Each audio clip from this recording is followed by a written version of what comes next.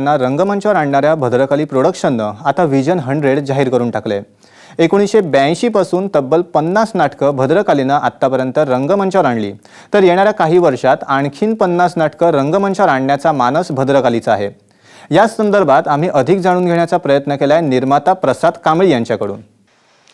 Bhadrakali प्रोडक्शनचं vision 100 म्हणजे नेमकं काय हे आता आपण जाणून घेणार आहोत भद्रकाली प्रोडक्शनचे सर्वेसर्वा प्रसाद कांबळी यांच्याकडनं। प्रसाद, आम्ही बरंच ऐकतोय व्हिजन 100 कारण मच्छिंद्र कांबळींपासून जी परंपरा होती मालवणी नाटक आणि भद्रकाली, ती एकंदरीत तू जेव्हापासून भद्रकालीत इन्व्हॉल्व्ह झालास, काम पाहायला लागलास जवळून तेव्हा तू वेगवेगळ्या धाटणीची नाटकं घेऊन आलास। एकंदरीत भद्रकाली एका नव्या रूपात लोकांना भेटायला आले आणि आता व्हिजन 100 म्हणजे लोकांच्या मनात प्रश्न नक्कीच असेल, व्हिजन 100 नेमकं काय आहे त्याबद्दल आम्हाला जाणून घ्यायला आवडेल। नाही, धन्यवाद। व्हिजन 100 हे मला माझ्या डोक्यात आलं जेव्हा भद्रकालीची 50 नाटकं कंप्लीट झाली। भद्रकालीचं 50वा नाटक समुद्र आलं आणि मग मी विचार केला की गेल्या 7 वर्षात भद्रकालीनी पप्पा गेल्यावरती आपण एक 12 नाटकं केली होती, त्याचे 1500 प्रयोग केले होते, तर कुठेतरी भद्रकालीला अजून एक पुढचा जो टप्पा होता तर तो काय असावा। तर मला वाटलं आता हाफ सेंचुरी झाली आहे तर आपण भद्रकालीची नाटकांची सेंचुरी करावी आणि म्हणून ती व्हिजन 100 आहे की ज्याच्यामध्ये आपण पुढच्या काही वर्षांमध्ये आपण एक 50 नवीन नाट्यकृती आणतो आहोत, ज्याच्यामध्ये जुन्या नाट्यकृती यांचा हे असेल आणि नवीन नाटककार असतील, नवीन दिग्दर्शक असतील, जुने नाटककार असतील, या सगळ्यांचा एक आपण काय म्हणतो त्याचं एक मिक्स अँड मॅच करून आपण एक वेगळी सशक्त नाटकं मराठी रंगभूमीवरती सादर करू। तू जसं म्हणतोस की 50 नाटकं आता काही वर्षात येणार आहेत, पण नाटक आणि त्याच्यासोबत आली व्यावसायिक गणित आणि एक पक्का व्यावसायिक आहेस तू। ही नाट्य व्यवसायात उतरल्यानंतर आता तू झाला असेल हळूहळू पक्का व्यावसायिक, त्यामुळे ही जी गणित आहे ती तू कशी बांधणार आहेस, कशा पद्धतीनं नाटकांना लोकांसमोर आणणार आहेस आणि एकंदरीत काय स्ट्रॅटेजी असणार आहे तुझी? असं स्ट्रॅटर्जी आज सच मी काही ठरवली नव्हती, पण मला असं वाटलं होतं की भद्रकाली आज 33 वर्षात पदार्पण केलेलं आहे, तर भद्रकालीला एक कॉर्पोरेट लुक द्यावा।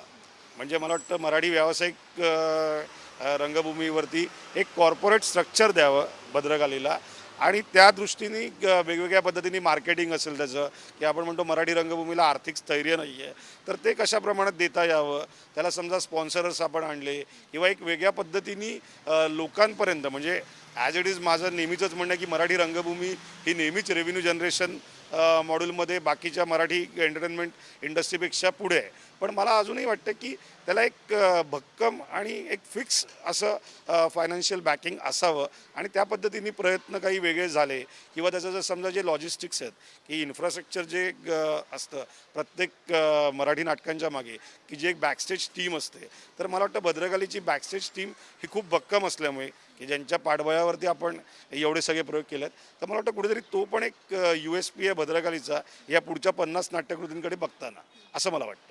ही जी 50 नाटकं आणणार आहेत ही पूर्णपणे नवीन असणार आहेत की जी आता सध्या आपण परंपरा बघतोय, की जुनी नाटकं नव्यानं येत आहेत रंगमंचावर, यांचाही त्यात समावेश असणार आहे?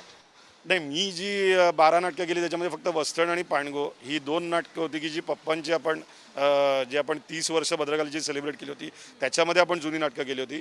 हलकं फुलकं हे जुनंच नाटक होतं भद्रकालीचं, पण ते आपण एक नवीन रूपात आणलं आणि त्याच्यात 125च्या वरती प्रयोग केले, त्याच्यामुळे आपण त्या पद्धतीच्या जुन्या नाटकांचा विचार करत नाही आहोत। मी नॉर्मली गेल्या 7 वर्षांमध्ये भद्रकालीची जी जुनी नाटकं होती त्याचा विचार करत होतो, पण आता समजा जर काही क्लासिक असतील किंवा काही वेगळ्या धाटणीची नाटकं असतील की जी आजच्या प्रेक्षकांनी ती बघावी असं मला वाटत असेल आणि त्याचा जर समजा एक चांगलं प्रपोजल येत असेल आउट अँड आउट की आज मराठी रंगभूमीवरती त्या नाटकांची गरज असेल, असं जर काही असेल तर आपण जुनी पण काही नाटकं असतील की जी नव्या संचात आपण करू। पण माझा मॅक्झिमम कल आणि माझ्या 12 नाटकांपैकी आपण वेगवेगळे विषय हाताळले, म्हातारे जमीनपरपासून असेल किंवा सुखांशी भांडतो आम्ही असेल, बेचकी असेल, नांदी असेल, आम्ही सौ कुमुद प्रभाकर आपटे असेल किंवा BP आणि समुद्र असेल, जे आताचं शेवटचं म्हणजे 50वे जे नाटक आपण जे केलं आहे, मला वाटतं आपण वेगवेगळे विषय हाताळलेले आहेत भद्रकालीनी, तर याच्यापुढे नवीन नाटकांकडे माझा मॅक्झिमम कल असेल। जुनी नाटकं म्हणजे समजा जर आता 50 असतील तर एक राऊंड अबाउट 70-30 आपण नवीन जुन्याचा आपण मिक्स अँड मॅच आपण करू शकतो। किती नवीन आर्टिस्टना चान्स देणार आहेस आणि एकंदरीत तुझ्या डोक्यात त्याबद्दल काय आहे? कारण मला वाटतं मी माझ्या पहिल्या नाट्यकृती म्हणजे म्हातारे जमीनभरपासून असेल किंवा सुखांशी असेल, बेचकी असेल, मी प्रत्येक वेळी नवीन कलाकारांना चान्स देत आलेलो आहे. मी असं काही नाही की मी एक सेट ऑफ कलाकार म्हणा किंवा टेक्निशियन म्हणा यांच्यावर काम करत आलो आहे. पण मला वाटतं कुठेतरी सवय होते आणि काही जणांची वेवलेंथ आपली जमते आणि मग त्या पद्धतीने तसे कलाकार म्हणजे समजा त्या पर्टिक्युलर नाटकाची जी गरज आहे त्या पद्धतीने आपण त्याचं कास्टिंग करतो. म्हणजे नॉर्मली मी नाटक निवडताना त्याचं स्क्रिप्ट म्हणजे त्याचा कंटेंट आणि त्याचे कास्टिंग या दोन गोष्टींवरती माझा जास्त भर असतो. आणि नंतरची जी टेक्निशियन टीम असते तर मला वाटतं भद्रकाली याच्या आधी पण आपण नवीन कलाकारांना म्हणा किंवा नवीन तंत्रज्ञांना म्हणा आपण प्रोत्साहन देत होतो. पूर्णपणे मालवणी नाटक या 50 नाटकांमध्ये आणण्याचा तुझा काही मानस आहे का? मी म्हणजे भद्रकाली आणि मालवणी आणि मच्छिंद्रकामी हे समीकरण आहे. कारण की नुसतं भद्रकाली नाही तर मच्छिंद्रकामीने मालवणी भाषा ती संस्कृती अख्ख्या जगात त्यांनी पोचवली. ते मालवणी याचे ते ब्रँड ॲम्बॅसिडर होते असं मी किंवा असं सगळी लोक म्हणतात. मला फक्त त्याच्यामध्ये एक असं वाटतं की पप्पांनी जी काही मालवणी रंगभूमीचं एक दालन मराठी रंगभूमीवरती त्यांनी जे निर्माण केलं तर त्या पर्टिक्युलर प्रोसेसमध्ये मी मालवणी नाटक आणेन. पण ते समजा ते माझ्या मनाला पण भावलं पाहिजे की त्या पद्धतीचं त्याचा कंटेंट असला पाहिजे. आणि जर चांगलं नाटक असेल तर 50 नाटकांमध्ये एक कशाला मी 5 नवीन मालवणी नाटकं करेन. माझं असं कुठेही मी मालवणीच नाही, मी कुठच्याही वेगवेगळ्या भाषांमधली नाटकं करायला पण माझा काही म्हणजे माझा असं कुठच्याच गोष्टीला मी हे नाही करणार. पण आता सिने निर्मिती आणि मालिका निर्मिती यामध्ये जाण्याचा तुझा काही मानस आहे का? म्हणजे भद्रकाली आता यामध्ये उतरण्याचा काही भद्रकालीचा मानस आहे का? एक आत्ता विजन जी आहे ती भद्रकालीची ही जी 100 नाट्यकृती करायची जी सेंचुरी करायची आहे ती माझी जास्त मेन फोकस आहे.